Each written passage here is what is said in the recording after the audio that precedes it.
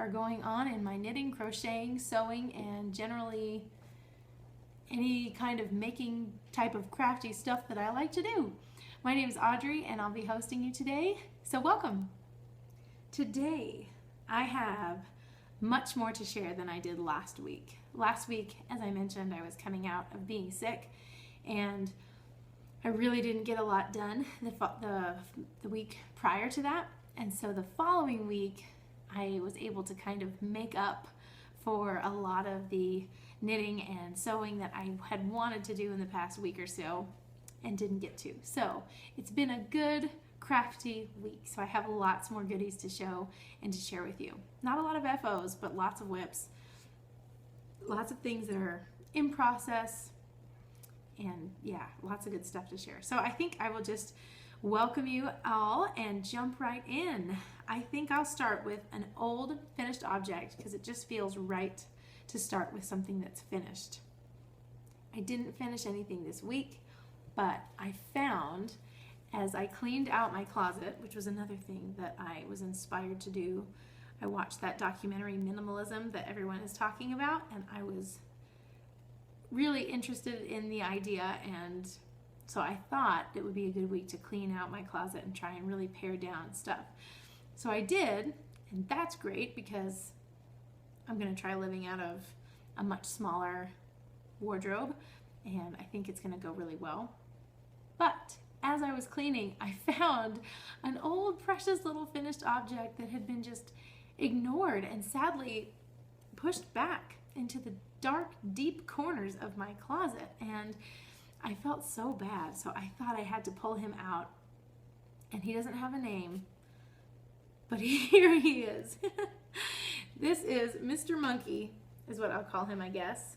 And he is just a knitted toy. Now, this may seem strange because he doesn't have a mouth. He's not quite finished. He doesn't have any clothes. And he's just really fun and floppy. I think he has so much personality. But it's as an adult, it's kind of strange to make a toy and then not give it to a kid, or I don't know. But he had a very specific purpose. So let me tell you about Mr. Monkey's purpose. A few years ago, I was really still kind of a beginning knitter. And so what I did, I got a library book called The Knitting Book, and it's this huge pink encyclopedia of everything knitting, and I thought it would be really good for me. Excuse the chairs again. I thought it would be really good for me to read through this book because it had all these new techniques that I hadn't done before, and one of the projects in the book was this monkey, and it talked about how knitting a stuffed toy really teaches you almost every type of increase and decrease and technique that you'd use for garment knitting. And at that time, I really had only knit flat things, scarves, cowls, blankets, mostly just really flat things. And so I was very afraid of the idea of increasing and decreasing and shaping. It just scared me. So I thought, I'll try it. I have this book for 3 more weeks. I should just try and knit with some scraps, some of these, toys that they had in there. And it was fascinating because, as you can see, I think you started on the body and you went from the top to the bottom, and there's all these increases you do right at the beginning, then you start to decrease around his midsection, and then further decreases here, and then increase again, and then you increase to the width of his head, and then you decrease to his top of his head, top of his little knitted noggin. And that's a lot of decreasing and shaping, and because it was just this toy that I had no real attachment to, I didn't really want this project. I wasn't looking to make one of these, and so I wasn't worried about what the finished product would look like. So it was really just a fun project that freed me up to learn all of those techniques, and it really boosted my confidence in my knitting skills and my ability to learn new skills.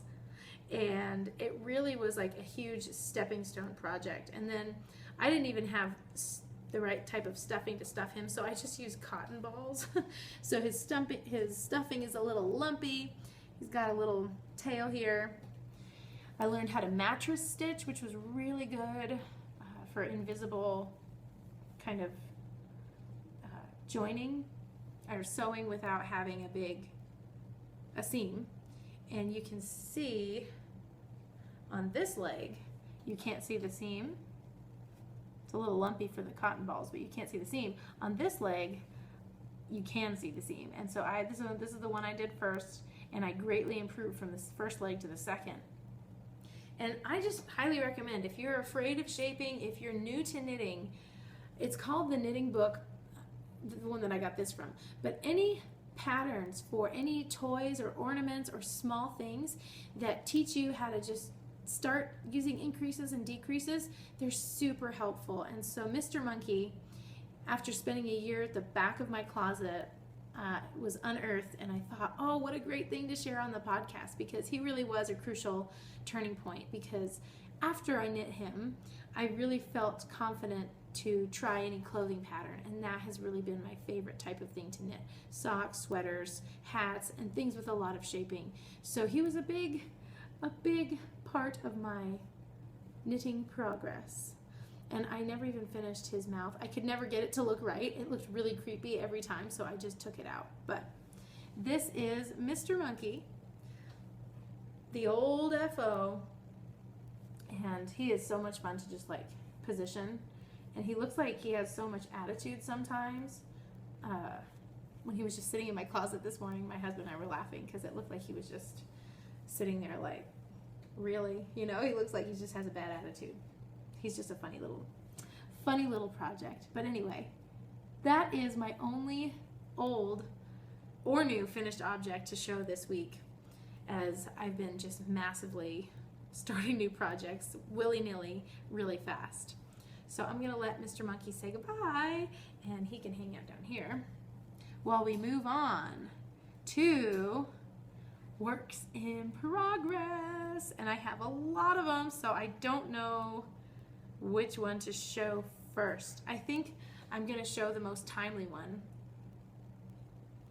Next week is Valentine's Day, and as you know, I opened last week with a happy song with my pink yarn, and I finally cast on my Valentine's socks. Now, these are both two skeins of yarn, balls now, that I dyed up at home, and I wanted to make a really fun, just kind of wacky, fun, cute Valentine type of sock with these two. And so, dun, dun, dun, dun, with all my messy ends not woven in, but this is what I have so far, and I like it.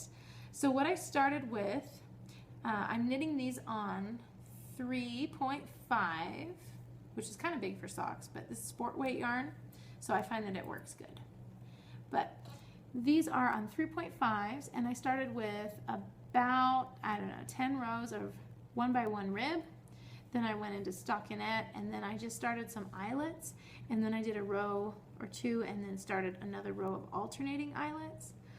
Then for the stripes, I wanted them to be a little bit zigzaggy, so I did some Fair Isle stranding of one light pink, one dark pink, one light pink, one dark pink for one row, and then I just did 2 solid rows of the dark, and then I did the same thing, alternating 1, 1, 1 again, and that's how I got kind of that jagged, or not jagged, but you know, textured strip instead of just a straight line across. And then I did the same exact section for a second one, and now I'm in my second dark pink strip. And what I think I'm going to do is, I think as soon as this dark pink strip is over, I am going to do the heel flap, and then I will do the gusset and turn the heel and do the gusset and everything. I'm trying to decide though if I should do a dark pink heel and toe, because then it would be cuff, heel, and toe in dark, or if I should do a light heel. Right now I'm leaning towards having all the cuff, the toe, and the heel in the dark. So yeah, this is my little Valentine sock.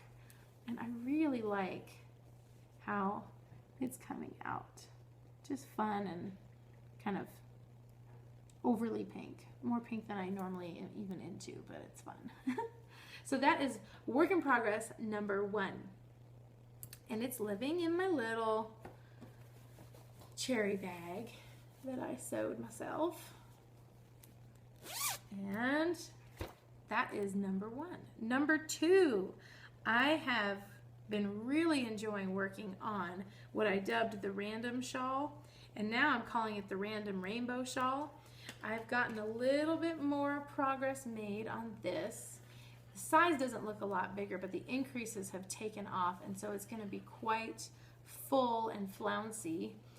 And I will just show what I've been working on there. What I did, I talked about it last time, is that in between the 3 sections, 1, 2, 3, kind of like pie slices, I kind of bisected that with another row of increases. So now there's 6 rows of increases instead. So it's going to have a different shape.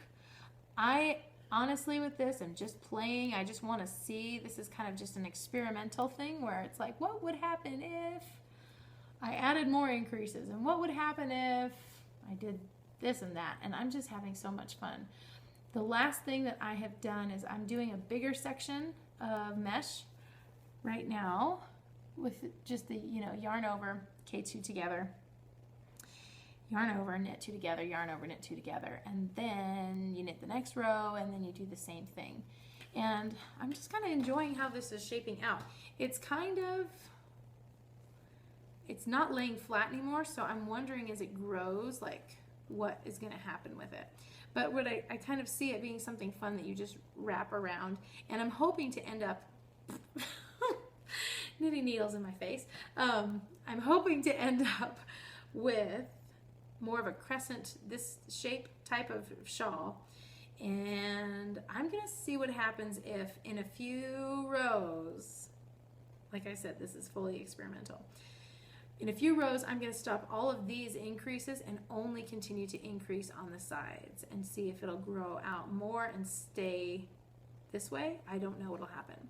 But I'm liking the colors. I'm liking how it's probably going to shape up as it wraps and things. And this is all that one yarn by Forever. And it was, I can't remember the name of it. It's in episode 5 if you watched last week. Or maybe it's in episode 4. I can put it in the description box, and I will remember to do that. But this is the random rainbowness, and I like it a lot. Like I said, something I have a hope and dream of mine for the future is to get good at designing patterns. I think that would be so fun just to be able to not just make something once, but be able to repeat it and be able to pass that on to other people. I think that's such a cool skill when I see people writing patterns, and I just admire it, and I think I would love to work my way up to that. So with this one, it's kind of trial by fire and just trying to see what different increases and decreases do over the course of a project, and what I like and what I don't like, and it's just been kind of a fun practice thing. So that's work in progress number 2. Number 3, number 3, I have a half-finished object, and it is a Hermione's Everyday Sock. Ta-da! I'm super excited about this sock. I really like it. This was knit on 4mm needles, which I know is really big for socks, but they're big and cozy and chunky. I did them in 4mm with sport weight yarn, and they are, yes, I have very small feet, but they are really, really cozy and stretchy and warm. Well, this one is, the other one's not finished. But this is done in my first ever hand-dyed yarn, and I really like the way it knitted up. I was so afraid that it was going to be something that looked cool in a skein and then didn't knit up in a way that I liked, but I'm really happy with how it knit up. The colors kind of, laid out pretty well and splotched a little, but definitely in ways that I find pleasing to the eye. And then I just did a rounded toe, as I think that's what the pattern calls for. But yeah, so here's my half finished object. Yay! So in order to combat my second sock syndrome, I immediately, I think there were 60 seconds in between me finishing the Kirchner stitch on this and casting on her twin, because I did not want to let these sit and languish at the bottom of a pile. I wanted no second sock syndrome, and I wanted them both. So immediately after that was done, I cast on my second one, and this one is knitting up pretty quick. I'm getting close to being ready to do the heel flap, and I can't wait to have a finished pair. Yay! So that would be WIP number 3. Like I said, it's been a week of lots of little progress in many different directions. And number 4. Sorry, if you have seen or follow my Instagram, I knit a little song, and I am taking part in the Andi Satterlund, which is the knit along hosted by Katie from Inside Number 23. It's a great podcast that I'm a huge fan of.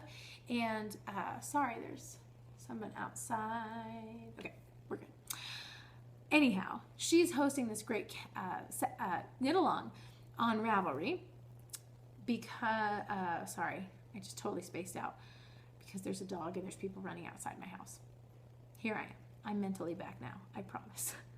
So, Andi Satterlund is this amazing designer, and Katie from Inside Number 23 is graciously hosting this fun cowl where you just have to knit one of her garments.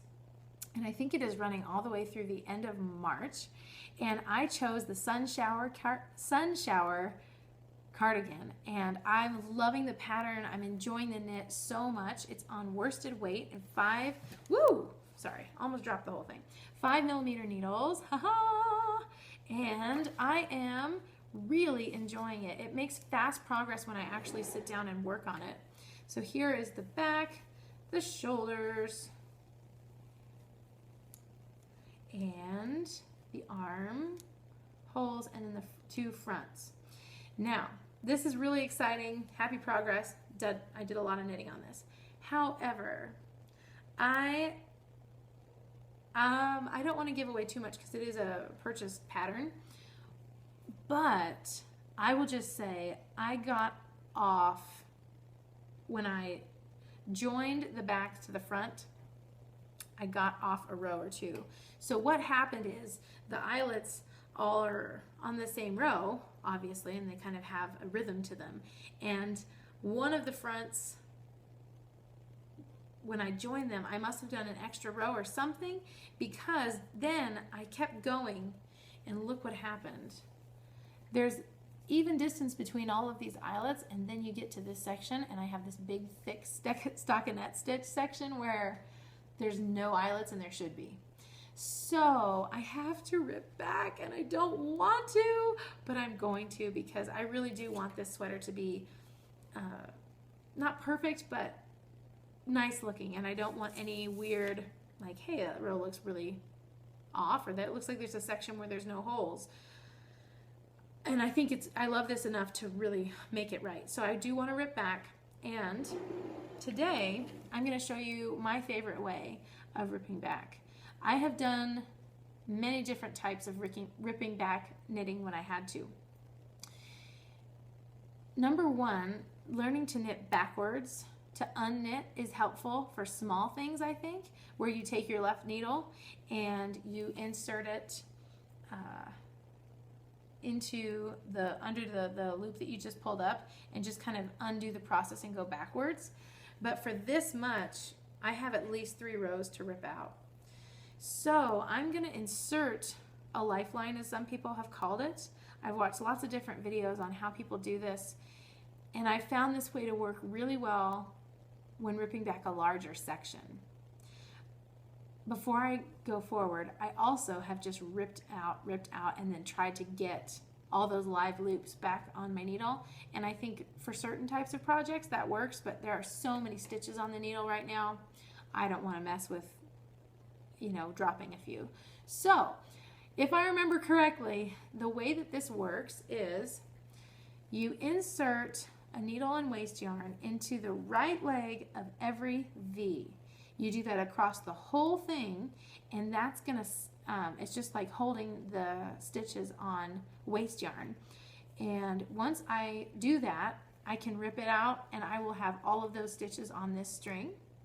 And then I can slip them back onto the needle and then just keep going. And I think that is what I'm going to do this afternoon when I finish filming, is just bite the bullet, rip back, and get my eyelets straight, because I just want this cardigan to be right. It's so beautiful. And like I said, I love it enough to really try and get this one right. So that is my Sunshower cardigan. And I'm not too worried about the progress and the time, because this is on 5mm needles on worsted weight. It goes so fast. So as soon as I pick it up, I'm making progress, and I know I can gain that back quick. So I think it's worth it. Now's the right time. Just gonna rip it out and move on. So I will probably post a picture on Instagram of the pre-ripped version and the ripped version this evening. And then hopefully I can make that progress back, because I honestly can't wait to wear this. I've knit, and maybe you've had a similar experience, whether knitting or crochet or sewing, where you have certain projects that the techniques involved in making them are the fun part. It's not so much even that you want the finished object. It's not that you want to wear this hat or you want to wear this sweater or whatever it is that you're making, but you're really just into the process of making it. And for this one, I'm enjoying the process a ton, but I really can't wait to have the finished object as well. So it's fun to be enjoying it from a process standpoint, as well as like, I can't wait to have this as part of my wardrobe. So I'm super, super excited about this. And I wouldn't have known about Andi Satterlund if it wasn't for Katie. So Katie out there, thank you. I'm so glad that she's hosting this, because I have so many patterns of hers, of Andi Satterlund's, now that I've seen as I look through for the cowl. And I just have a whole list of them that I want to knit. She designs really beautiful sweaters. So I'm just excited to be a part of this knit along, because it's introduced me to a whole new Pandora's box of patterns, and I'm really excited about that. So yeah, so that was work in progress number 4. So yay for a progress-full week. Yay. Now, I'm going to move into a sewing segment, which is fun, because the past few weeks I have not sewn at all. And this week I did. I did a little bit of sewing. So a few episodes ago, I talked about doing the 1940s vintage dress that I had purchased the pattern for, as opposed to the 50s one, which is a little bit trickier and a little bit more fancy. The 1940s dress that we picked was kind of, I think it's like a lot more wearable. However, I don't have any fabric for it yet, and I don't know what kind of fabric I really want to use on it yet. So I wanted to make progress on that, but then I didn't have any of the stuff, and I don't know what I want to use. And so wanting to sew, I decided I'm going to just use my stash, use what I have, and start a new project. And so one of the other vintage patterns that I bought was for a vintage apron. Ta-da! And I have this yellow, kind of yellow, butter yellow with white polka dot and red cherry fabric in it. And this side is obviously the strap has not been finished. But I thought it would make a cute apron, and I think I was right, because I'm really liking how this is turning out. But this is how far I got on my little vintage apron. Now, I had black thread on the bobbin, and as a lazy sewer and a new sewer, I was like, this is more of a practice project. I'm just going to be bad and use black thread on a yellow and white fabric. Not smart, but I'm going for it, and I'm almost out of that bobbin, and then I can re-thread some white, which I know is so not professional. It's not the way you should do it, but it's kind of just the choice I made when I just felt like sewing right away. So the good part about that is it's helped me to be really conscious of where my seams are so that the black thread doesn't show. Here's a place where it did. And so I think with some seaming or creasing from the iron, it's better and you can't really see it too much. But yeah. So here's the bib. Here's the inside of the bib where you can totally see the black thread. And then it has these shoulder straps that will eventually crisscross and connect to the waist ties. And so when you wear it, I'll show you. And I'm going to model it over this half finished sweater that I had mentioned. But it's kind of an odd mix, but I didn't want to take that and put it off. So eventually these straps will connect to the side ties, and then it'll be a cute little vintage apron. So I'm back into sewing, yay! So yeah, that was my only progress in the sewing world. However, it's not a huge amount of sewing that I did on it, but cutting out all the pieces, because there's a ruffled skirt that goes with it. There's a cute pointed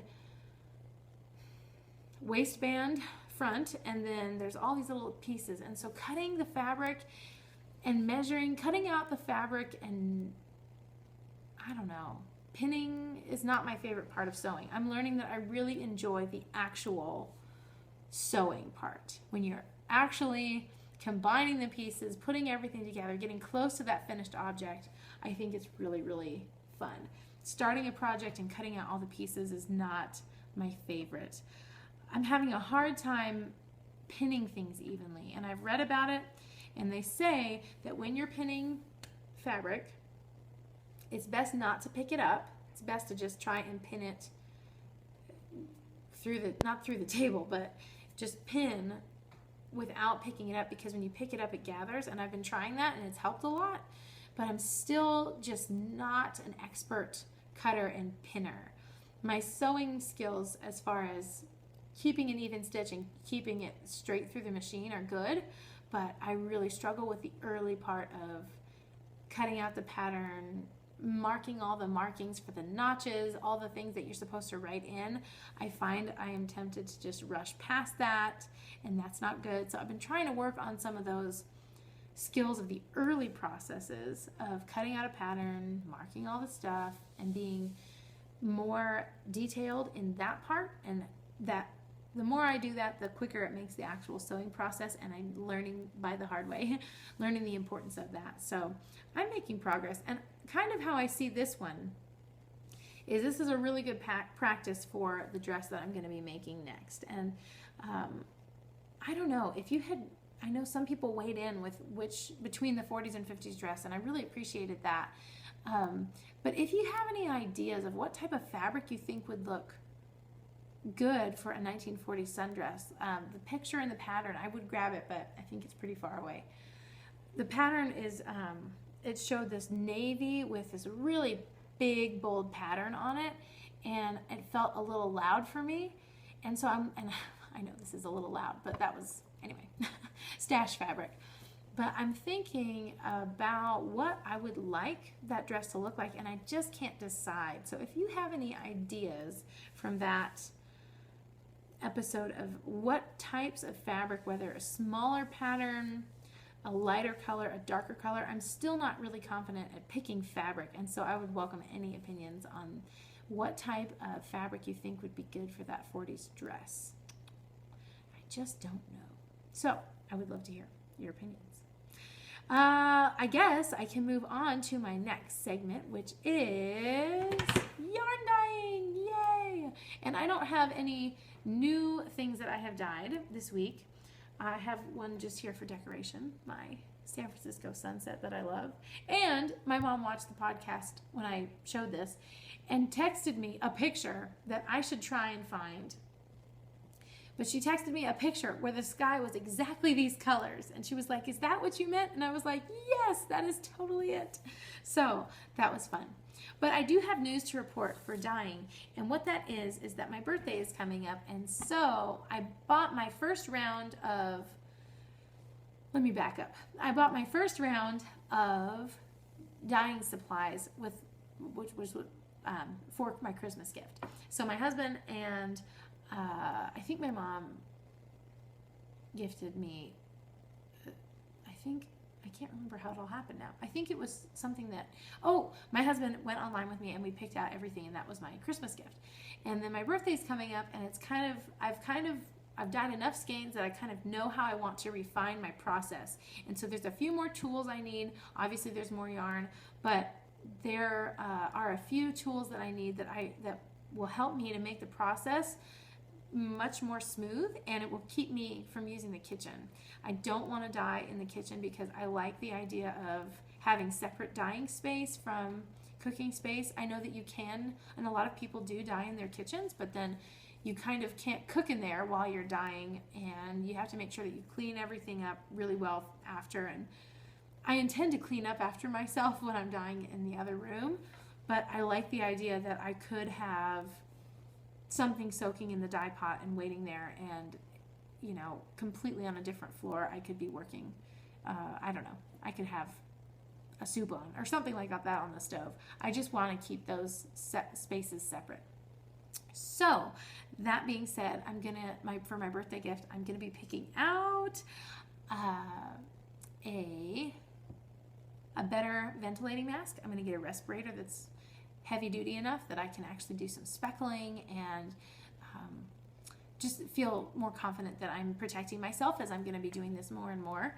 I'm going to pick out a heating plate because the element that I'm missing in the study as opposed to the kitchen is the heating supply, because you need to be able to heat it over a stove.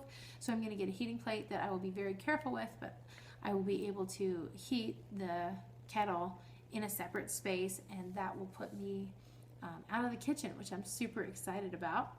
And I'm also going to try, for my next batch of yarn, I've been working on a pretty thin sport weight, but I'm really into fingering yarns and sock weight yarns, and so that's going to be my next yarn purchase. And so I'm really excited. I've been watching a lot of podcasts about how to dye yarn. I've been reading reading a lot about it online in articles, and I love the process so much. And like I mentioned, with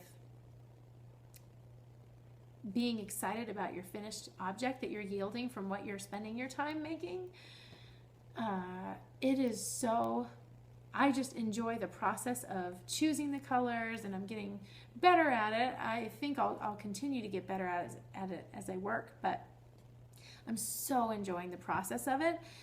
And I love the finished product, because having yarn that's hand dyed at the end of it is so the best thing ever. So I'm really loving it a lot. So I'm excited and super grateful to my husband and for helping me get this party started with all my knitting and my yarn dyeing supplies. So that is a fun announcement. So hopefully in the next couple of weeks, once I get my stuff together, I will be turning out a lot more hand-dyed yarn. So I'm so excited.